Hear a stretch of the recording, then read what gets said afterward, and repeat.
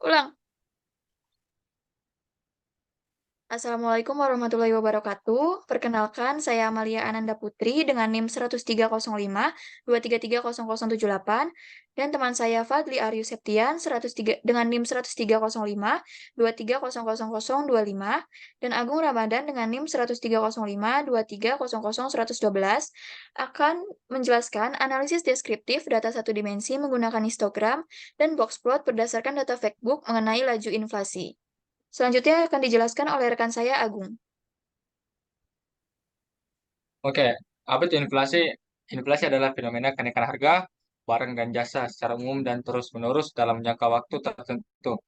Menurut Kamus Besar Bahasa Indonesia atau KBBI, inflasi adalah kemerosotan nilai uang karena banyaknya cepatnya uang beredar sehingga menyebabkan naiknya harga barang-barang, sedangkan Badan Pusat Statistik menyebutkan bahwa inflasi adalah keadaan perekonomian negara di mana ada kecenderungan kenaikan harga-harga dan jasa dalam waktu panjang.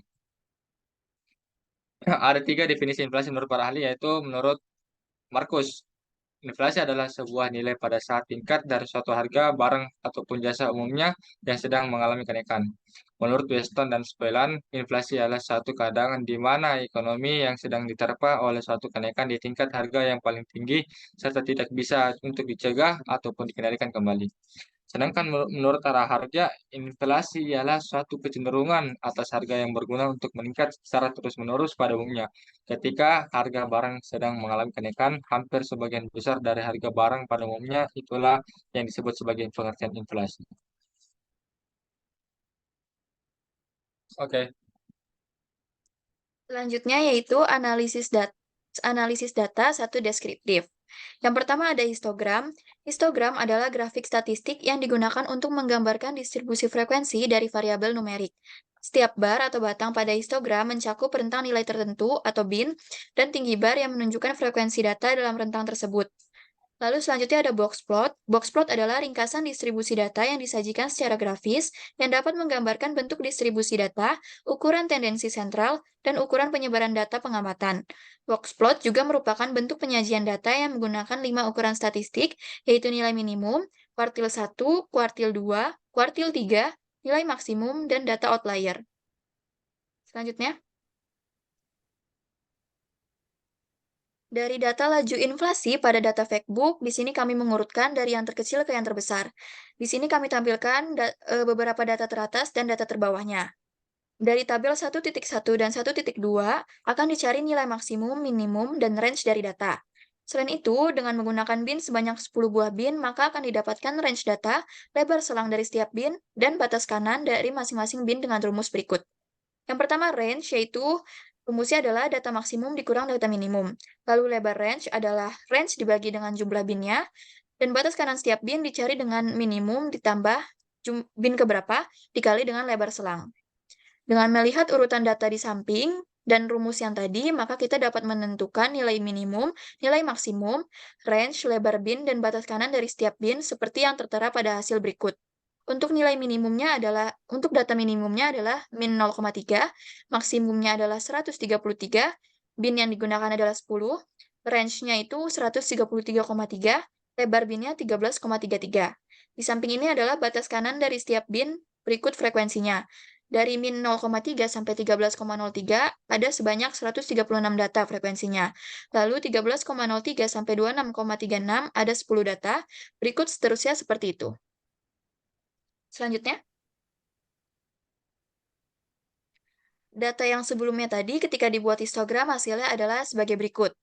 Nah, dari histogram di samping ini dapat disimpulkan beberapa hal, yaitu terlihat bahwa dari 149 negara yang ditinjau laju inflasinya, terdapat 136 negara yang memiliki laju inflasi di bawah 13,03. Lalu terdapat beberapa negara lainnya yang memiliki laju inflasi cukup tinggi. Contohnya adalah Dominikan Republik dengan laju inflasi sebesar 55 dan Zimbabwe dengan laju inflasi tertinggi di antara negara lainnya sebesar 133. Dari 149 negara yang ditinjau ini, hampir 91,27% negara memiliki laju inflasi di bawah 13,03. Sedangkan sisanya, sekitar 8,72%, memiliki laju inflasi yang tinggi, yaitu di atas 13,03. Selanjutnya, Kemudian, setelah membahas histogram, berikut kami tampilkan box plot yang sudah dikelompokkan per region data. Yang pertama yaitu box plot dari region Asia, laju inflasinya ketika dijadikan box plot adalah sebagai berikut. Panjang kotak atau range itu didapatkan dengan Q3 kurang Q1, yaitu 6,3 dikurang 2,075.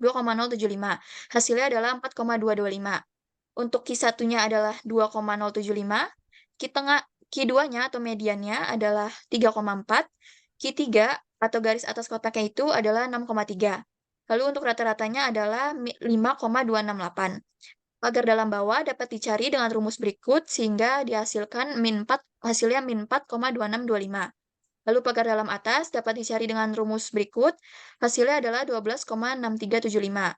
Pagar luar bawah dapat dicari dengan rumus berikut, hasilnya min 10,6. Lalu pagar luar atas dapat dicari dengan rumus berikut, hasilnya adalah 18,975. Maksimumnya adalah 12,3, minimumnya min 0,3. Dari box plot ini dapat dilihat bahwa terdapat dua buah pencilan jauh yang terletak antara pagar dalam atas dan pagar luar atas. Lalu terdapat satu buah pencilan jauh sekali yang terletak di luar pagar atas.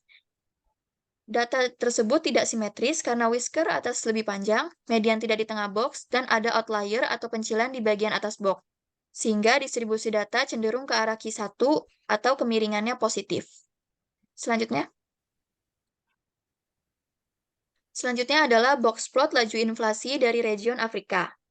Panjang kotaknya didapatkan dengan Q3 kurang Q1, yaitu 7,15. Untuk Q1-nya di garis bawah kotak adalah 2,6, Q2 atau median adalah 5,4, Q3 ada di garis atas kotak, yaitu 9,75, lalu rata-ratanya adalah 10,575. Lalu untuk pagar dalam bawah dapat dicari dengan rumus berikut, didapatkan pagar dalam bawahnya adalah min 8,125.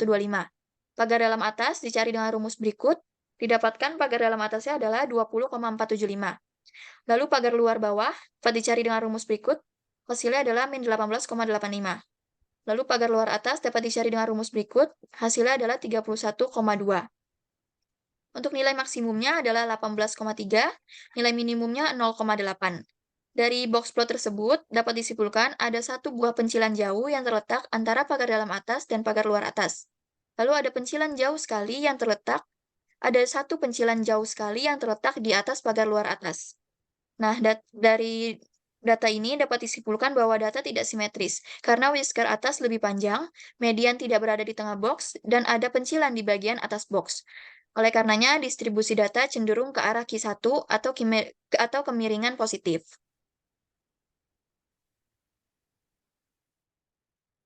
Oke, selanjutnya blogspot laju inflasi dari Amerika Selatan atau Tengah.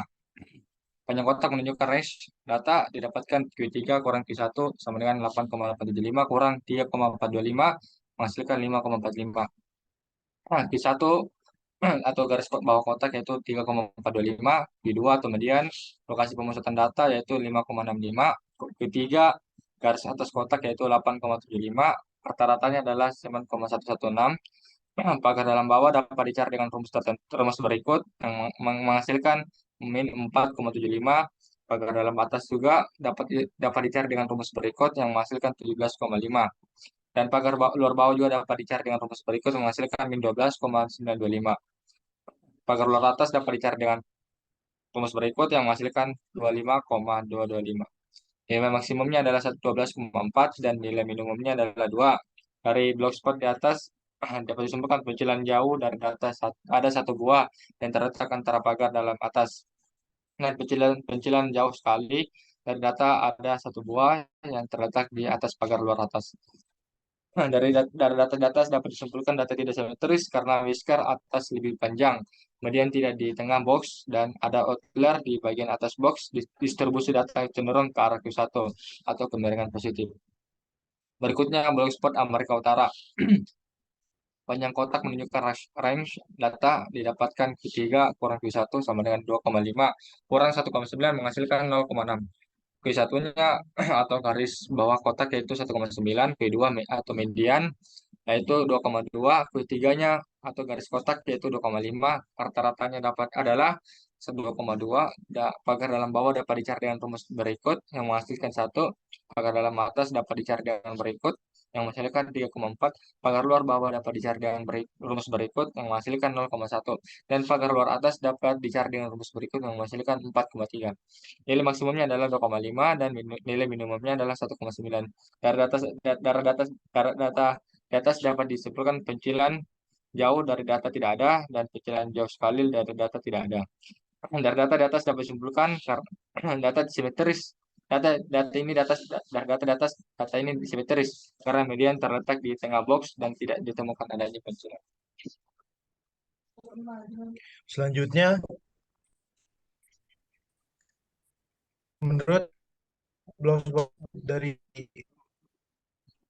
menunjukkan range jangkauan data didapatkan dengan rumus berikut yang menghasilkan 4,475, Q1 yaitu 1,55, Q2 yaitu 2,95, Q3 yaitu 26,025, min atau rata-rata adalah 4,727. Pagar dalam bawah dapat dicari dengan rumus berikut yang menghasilkan min 5,1625. Pagar dalam atas dapat dicari dengan rumus berikut yang menghasilkan 12,7375. Pagar luar bawah dapat dicari dengan rumus berikut yang menghasilkan min 11,875. Pagar luar atas dapat dicari dengan rumus berikut yang menghasilkan 19,45. Maksimumnya adalah 12, minimumnya adalah 0,4. Outlinernya ada satu buah yang terletak antara pagar dalam atas dan pagar luar atas. Outliner jauh sekali dari data tidak ada. Data termasuk data tidak simetris karena whisker atas lebih panjang. Median tidak di tengah box dan ada outlier di bagian atas box. Distribusi cenderung arah Q1 kemiringan positif. Selanjutnya, menurut box plot Pasifik, panjang kotak menunjukkan range yang didapatkan dari rumus berikut yang menghasilkan 0,1, Q1 yaitu 2,3, Q2 yaitu 2,35, Q3 yaitu 2,4, min atau rata-rata data 2,35, pagar dalam bawah yang dicari dengan rumus berikut menghasilkan 2,15, pagar dalam atas yang dicari dengan rumus berikut mendapatkan 2,55, pagar luar bawah yang dicari dengan rumus berikut menghasilkan 2, pagar luar atas yang dicari dengan rumus berikut menghasilkan 2,7, maksimumnya adalah 2,4, minimumnya adalah 2,3, pencilan jauh dari data tidak ada, pencilan jauh sekali dari data tidak ada. Data tersebut merupakan data simetris karena median terletak di tengah box dan tidak ada ditemukannya pencilan. Selanjutnya, kesimpulannya dari beberapa blogspot yang disajikan di atas perbandingan laju inflasi dari 6 region berbeda dapat disimpulkan bahwa region Afrika dapat dilihat ada satu negara yang memiliki laju inflasi tertinggi yaitu Zimbabwe dengan laju inflasi 1,33. Laju inflasi ini merupakan laju paling tinggi di antara negara-negara di region lainnya.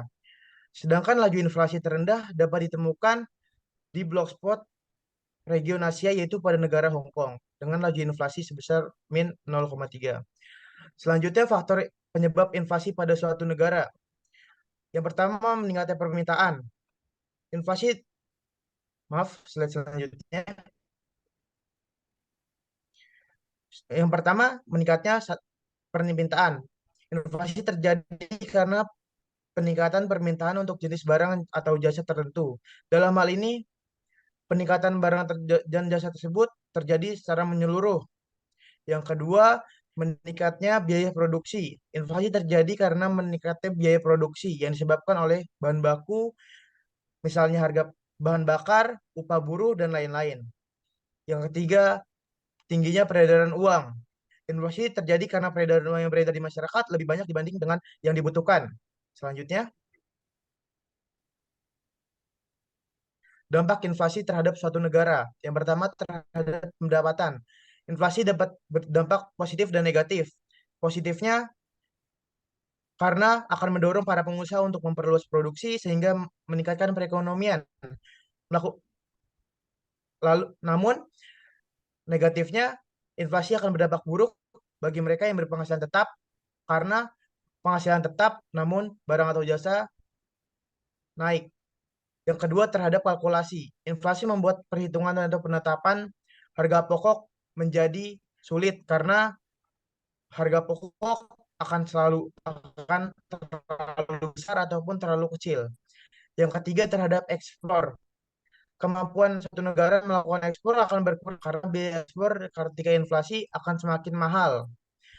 Dan selain itu daya saing akan mengalami penurunan yang berujung berkurangnya devisa negara. Selanjutnya,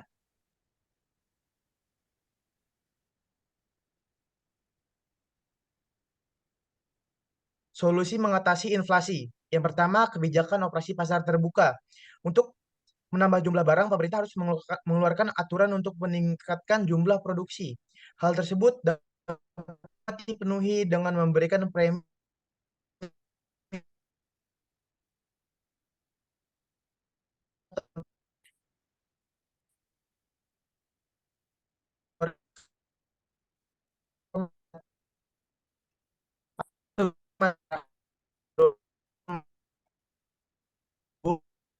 bisa menekan inflasi menjadi lebih baik.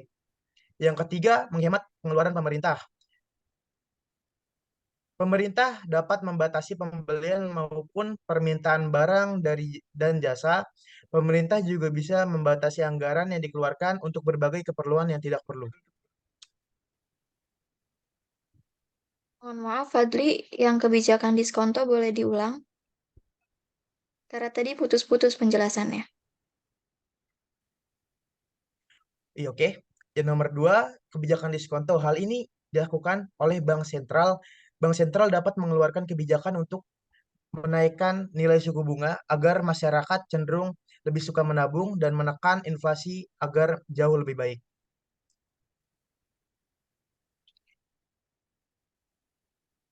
Oke, dari data-data dapat disimpulkan data laju inflasi dari beberapa negara yang terdata dari data Facebook dapat dieksplorasi dan dibuat visualisasinya dalam bentuk histogram dan block plot untuk membantu menganalisis bagaimana sebaran frekuensi dari data tersebut, median, modus, lokasi pemesanan data, bentuk penyebaran data, nilai maksimum dan minimum, dan besaran kuartil dari data tersebut.